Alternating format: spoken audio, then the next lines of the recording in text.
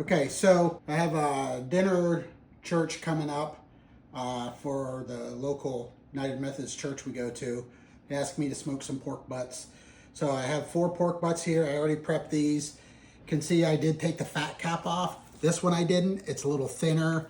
So totally up to you. I like to kind of take it off if it's super fat because I don't really feel like dealing with it when I'm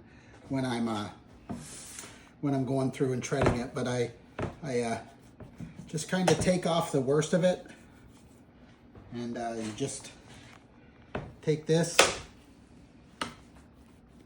just a little at a time. Again, my whole thing is making things simple. The fat, if it's off, these things are so well marbled that that little bit of fat you're taking off isn't going to make or break it. As a matter of fact, it makes it harder to deal with on the back end, because now when you're shredding, you can't just shred it, because some of that stuff, the real thick stuff, can be hard to deal with. See this stuff here? I don't know how well that's coming across, but it's really, really dense, and it just doesn't render as much as I would like. Some people pull it off. If it's a nice fat one like this, it's all together, that's fine, but this was kind of spotty, so I decided to trim it back some. Again, just personal preference. Some people peel it back, put the seasoning under it, and then put it back on. To me, that just doesn't make sense. But do what you want.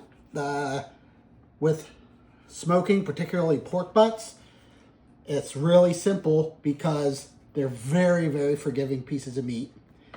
The whole key to this recipe that I have, that people just seem to love, I'll show you on the back end when we get to seasoning it.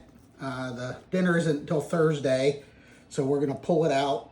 Today's Sunday after church, so we're gonna pull this out and pick it and then stick it in the fridge for a day with the seasoning on. Then we'll probably freeze it in case we don't use it all. So I got most of that off, the worst of it.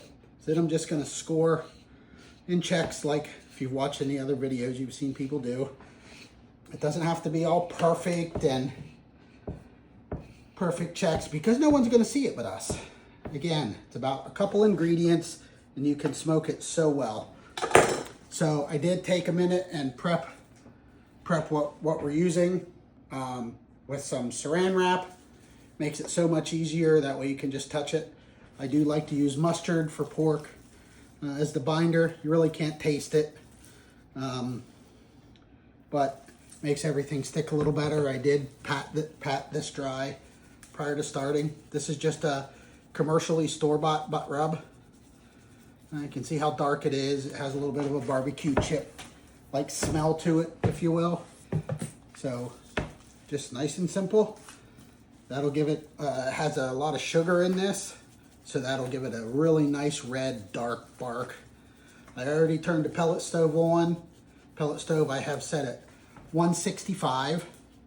And then what I'll do is I will slowly move that up through the window to about 250, 260. We're gonna kind of smoke this a little bit fast today because it's a little late in the day. So that's how I prep it. I will be putting it on with the fat side up when it's time to go. All right, we'll catch up back at the smoker. Thanks. Okay, so here we are on the smoker. As you can see, I'm just gonna throw these puppies on here.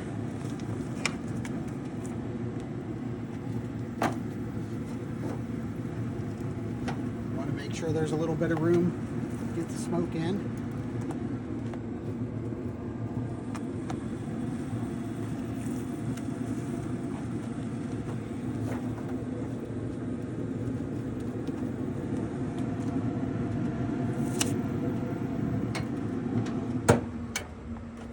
We're on, and I just want to show you this. This is an additive smoke. I have charcoal and apple in there. Again, that's not required, but I do really work hard to get a nice bark on my meat, which a lot of people struggle with a pellet smoker, but I've been pretty successful with it. So that's where we're at, and we'll check in a couple other times. Thanks. Okay, so we've been smoking.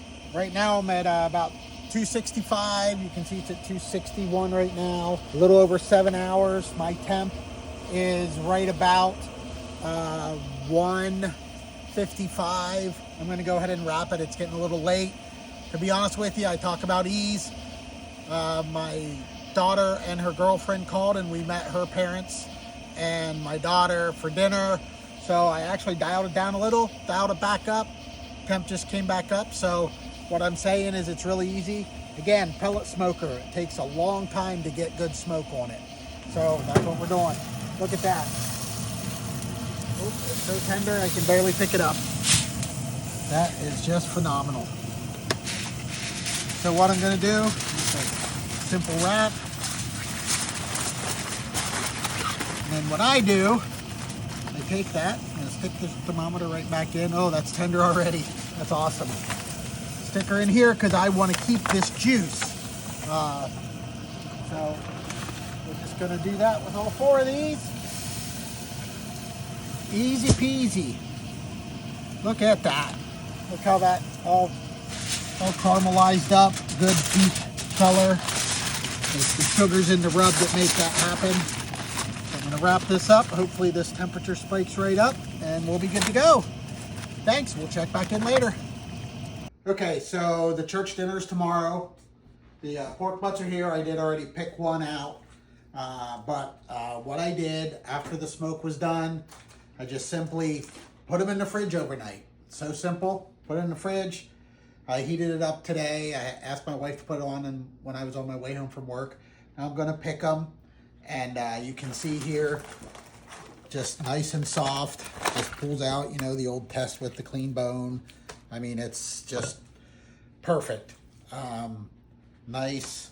You can see here, you know, just can see some of that smoke ring. It might be a little hard to tell there.